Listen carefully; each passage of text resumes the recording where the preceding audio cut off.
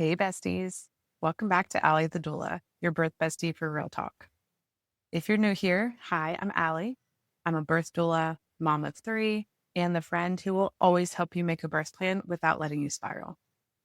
Today, we are talking about birth planning, but in a way that doesn't make you feel like you need a color-coded binder and a 12-page document to have a baby. Because somewhere along the way, birth plans got a reputation for being stressful or unrealistic or something that you only make if you're trying to control everything. And that is not what we're doing here. We're going to be making calm, flexible, realistic plans that help you feel more confident, not more anxious. So let's start with what a birth plan actually is, because I think this is where a lot of the confusion starts. A birth plan is not a script. It is not a guarantee. It's not a list of demands. It is absolutely not a legally binding contract that the hospital signs in blood when you walk in. You are not handing it to your nurse like, here you go, follow this exactly, or I will be calling your manager. This is not the vibe that we're going for with these birth plans. A birth plan is simply a tool for communication. It helps your care team understand your preferences, your values, and what matters most to you going into birth, especially when you're in labor and not in the mood to explain your thoughts on lighting, monitoring, and who's allowed to touch you. When you're having contractions, you are not going to be giving a presentation on what you do and don't want. You're going to be busy focusing. You don't want to be like, okay, everyone, if you could gather around, I'd like to review my birth vision board. No, that's not what this is. Your birth plan speaks for you when you don't feel like talking. So I like to think of it as a little cheat sheet for the people walking into your room. Like, hi, here's what matters to me. Here's what I prefer. Please read this before asking me 17 questions while I'm trying to breathe through a contraction. And honestly, most providers appreciate it when it's clear and simple because it helps them support you better. I always tell my clients that your birth plan is a way for me and everyone in the room to know how to support you and your partner best. And having a birth plan does not mean that you're trying to control everything. Yes, the goal is that during birth, you are in control, but there's a difference between being in control and controlling everything in the room. A birth plan means that you care, and it means that you want to feel informed. And it means that you want to walk into birth feeling prepared instead of like you're just winging it and hoping for the best. And listen, you can be flexible and still have preferences. These two things can exist at the same time. So you can say things like, this is what I'm hoping for, while also understanding that birth sometimes has its own ideas. I always say that a birth plan is less about controlling the outcome and more about shaping the experience, because you deserve to feel respected, heard, and supported no matter how your birth unfolds. So if you've been avoiding making one because you're scared that it has to be perfect or super detailed or aesthetically pleasing, then just know that it doesn't. It can be a very cut and dry, typed or handwritten birth plan on a single piece of paper. It doesn't have to match your nursery theme. It doesn't have to have the perfect font. It just has to be clear in how you and your partner want to be supported and the things that you do and don't want. The main thing to know with birth plans is that the more simple they are, the more power they hold. Okay, so if birth plans aren't bossy manifestos or control checklists, why do they get such a bad rap? Let's talk about it, because I think somewhere along the way, people started misunderstanding what they're actually for. Some providers hear birth plan and immediately brace themselves. And it's usually not because they don't want you to have a good experience or they don't want to hear your thoughts and how you want to be supported. It's usually because sometimes birth plans have been presented in a way that feels rigid or unrealistic. Think super long documents, very specific demands, zero flexibility, things that don't match the setting or the medical situation. So instead of feeling like a helpful guide, it can come across like a list of rules. And birth just doesn't work well with rigid rules because babies like to do whatever they want. Birth is unpredictable. Situations can change. and babies have their own timelines. So when providers see something that looks like there's no room for adjustment, then they worry that it's going to create stress or a conflict later on. But the important part is that having a birth plan is not the problem. How it's approached is what makes the difference. I've had multiple clients who bring their birth plan to their provider during their last trimester, and they come back and say, well, my OB loved my birth plan. I've also had others where they come back and their OB or midwife had certain things that they just wanted to tweak a little bit on the birth plan. That is why it is so important to be collaborative with it. So when a birth plan is clear, it's realistic and flexible, then most providers are actually really open to it because it helps them support you better. The goal with a birth plan isn't to control every moment. It is to communicate what matters to you most. And tone matters too. So if it's something that's framed as, here are my preferences, that feels collaborative, which is why my birth plans, at the top, they say birth preferences, not birth plans. If it's framed as, this is what will and won't happen, then it can feel very rigid and like you are trying to take full control. And that might not be your intention. We want this to be a team effort. We want support to be there.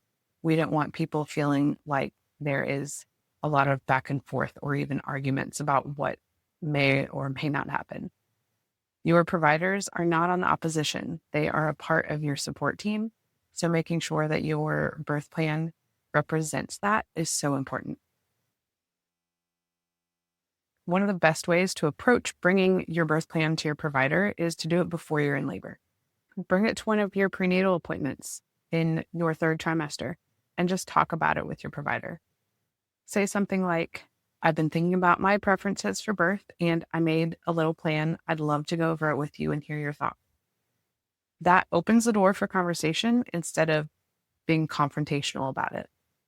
And it also helps you understand what's realistic in your specific birth setting, because every hospital, birth center, and provider has different routines and policies. With that, I always want to remind you that some policies are very old school and might not be something that aligns with your birth plan. So there's a difference between things that are policy and things that are very much proven to keep you safe and keep baby safe. And just make sure that you have a good understanding of that. Another tip is to keep it simple. Providers do not need a 5-page document telling your whole life story and how you want your baby to come into the world. Usually 1-page bullet points, clear priorities is the key.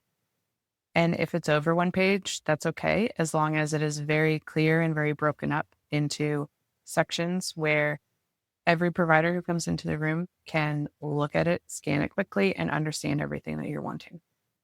And remember that if you are having a hospital birth, then the staff that you are meeting and who may be in your room with you, you may have never met them before. So having your birth plan in place will also give them a chance to get to know a little bit about you without you having to have a whole conversation with them while you are laboring. So it's kind of just another way to introduce you to your staff without having to schedule a coffee date. Your birth plan should be saying, hi, this is who I am. This is what matters to me. And this is how you can support me and my partner. And honestly, most providers want to do that well. They want to support you and make you confident in them. They just need to know what you're hoping for. And also remember that flexibility is not weakness, it's preparation. So you can say, these are my preferences, but I understand that things may change depending on the situation. That sentence alone shows that you are informed and realistic. And at the end of the day, a birth plan should create collaboration, not tension. When everyone is on the same page going into birth, then it makes the whole experience smoother for you and your partner, as well as everyone in your room. And a stress-free environment is always the goal when it comes to having a baby. So now that we've talked about why birth plans get a bad reputation and how to approach bringing one to your provider, let's talk about what actually goes into a birth plan, because I think this is where people either overthink or accidentally turn it into a novel. And remember, we are going for clear and helpful, not overwhelming. So we're going to focus on categories that are going to help shape your experience. The categories I always include are environment, labor preferences, pain management, pushing and delivery. I always have a little section in there on a cesarean as a just in case, and then after delivery and baby care. And we are going to dive a little bit deeper into those categories in just a little bit. These are the kind of things that help your team understand your priorities. And here's something that's really important. You don't have to have an opinion on everything or even know what you want on your birth plan when you're creating your birth plan.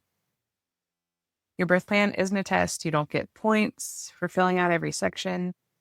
I always tell my clients that you want to make sure that the things that really matter to you most are in the birth plan.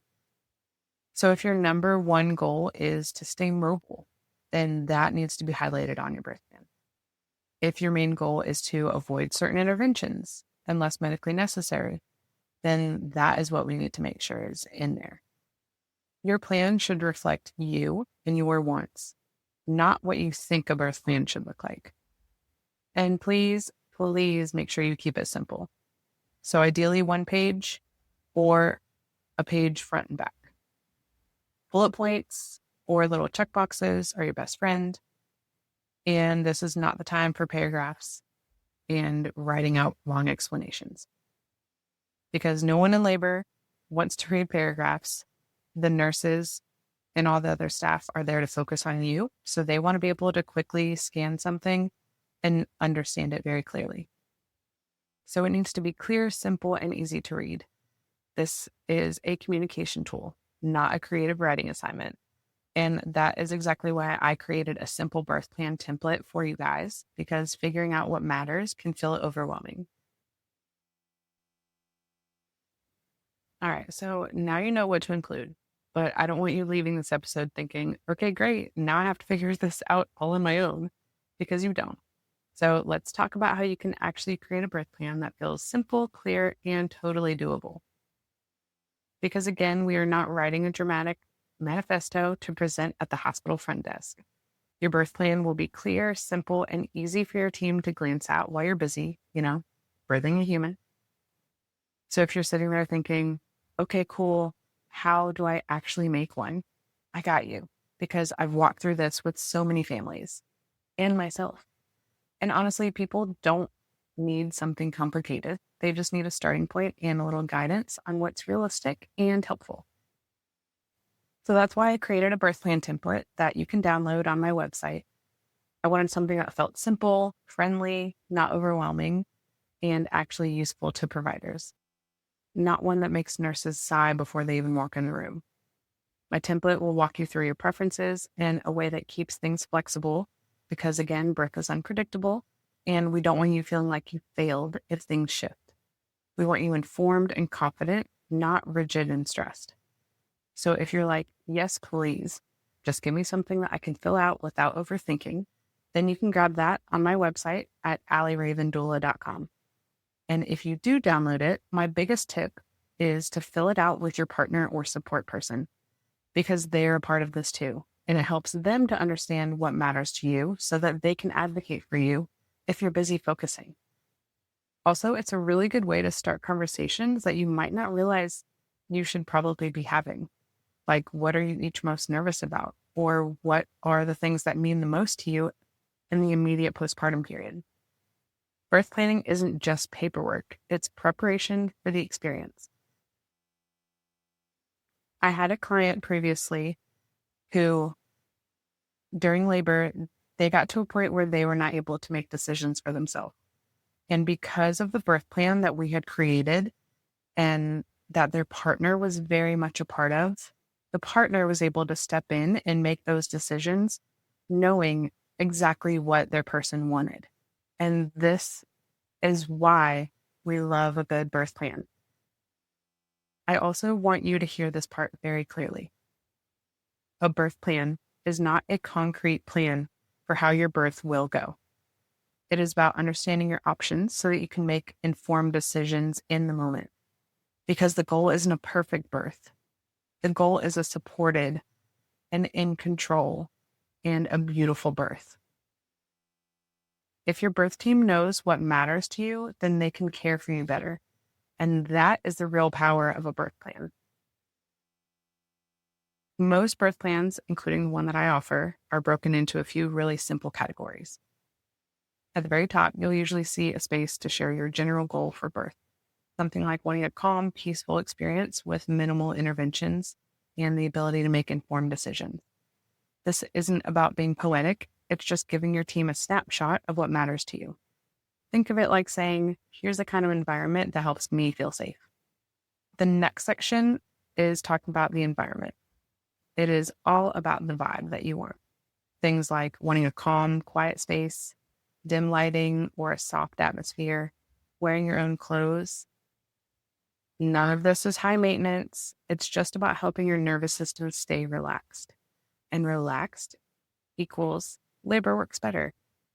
I always tell clients, this is not about making it Pinterest worthy. It's about making it feel safe. Next is labor preferences. This is where you think about how you want to move through labor.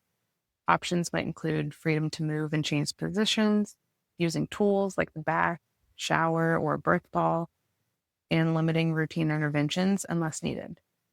This section is less about saying no to things and more about saying, let's keep this as physiologic as possible unless we need to pivot. Pain management and pushing preferences is where people sometimes get stuck because they think that they need to decide everything ahead of time. But this section can literally just say yes, no, or I'm not sure. You're allowed to be undecided. I always tell my clients that for this, you don't even have to fill this part out because you can decide in the moment how you are feeling.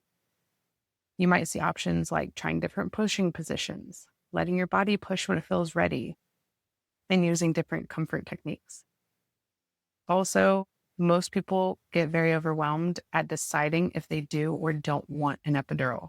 And in your birth plan, you don't have to decide. A lot of that is to make sure that your support team knows whether to ask you if you want one or to not even bring it up. Because sometimes, especially in the hospital setting, you might hear over and over again, do you want an epidural? Do you want IV pain meds? Are you ready for your epidural now? But if you don't want one, or if you don't want to even be offered one, then you just need to put that in your birth plan. Remember that this is about flexibility, not locking yourself into one experience. Then we move into what happens once baby is here. So things like immediate skin to skin, delayed cord clamping, feeding preferences. This part helps your team respect those first bonding moments. And it also might feel like a blur in those moments because things can go a little bit quickly. And usually you are very much in baby bliss trying to realize what just happened and that there's now a baby on your chest. So having these already on your birth plan will help the providers around you support you in that immediate time, how you want to be supported. And also making sure that your partner is on the same page and knows what you want in that immediate postpartum period will help. Because again, you are going to have a fresh little baby on you and you are not going to be wanting to answer a million questions. So if your partner knows what you want, then they can answer them. Most plans also include a section for unexpected situations, like a cesarean. So this includes things like if you want your partner with you in the OR, how you want the atmosphere to be, and if you want to do things like immediate skin to skin or breastfeeding in the OR. Including this doesn't mean that you expect it to happen. It just means that you were prepared no matter what direction birth takes. So when you look at a birth plan and you see all of these sections, don't think, I have to control every detail. Instead, think, these are just conversation starters. You're not writing rules. You're helping your team understand you. So, as we wrap up today, I just want to remind you of this. Birth planning isn't about controlling every outcome. It's about walking into your birth feeling like you understand your options, you've thought through what matters to you, and you've created space for your voice to be heard. That's it. It doesn't have to be long or perfect, and it definitely does not have to look like something that you found on Pinterest at midnight. A simple, thoughtful plan can go a really long way in helping you feel calmer and more prepared, and helping your team support you in the way that's right for you. If you'd like help getting started, you can download my birth plan template directly from my website at allieravendula.com. It's designed to walk you through these decisions in a way that feels doable, not overwhelming. And if you're someone who would rather talk it through than stare at a worksheet, I offer something called a Doula Chat with Allie. It's a 1-hour session where we sit down together, talk through your preferences and questions, worries, and I help you build a birth plan that actually feels right for you. Sometimes it's just easier to process it with another person, and that's exactly what that time is for. You can find that on my website as well, if that kind of support would feel helpful. Before we wrap up, I want to give you a little sneak peek into what's coming next. In the next episode, I'll be sitting down with a prenatal and pediatric chiropractor for a really fun, real-life conversation about caring for your body during pregnancy, supporting babies, and what this kind of care actually looks like, because I know there are a lot of questions out there. She's also a mom, a business owner, and she's been part of my own pregnancy and postpartum journey, so this really felt like sitting down and catching up while talking about things that matter. We ended up having so much to talk about that it turned into a 2-part conversation, so you'll hear part 1 next week and part 2 right after that. Make sure you're following the podcast so you don't miss either one. Thank you so much for hanging out with me today. If this episode helped you, share it with a friend who's expecting, or save it for when you sit down to start your own birth plan. And remember, you are doing much better than you think. I'll talk to you soon.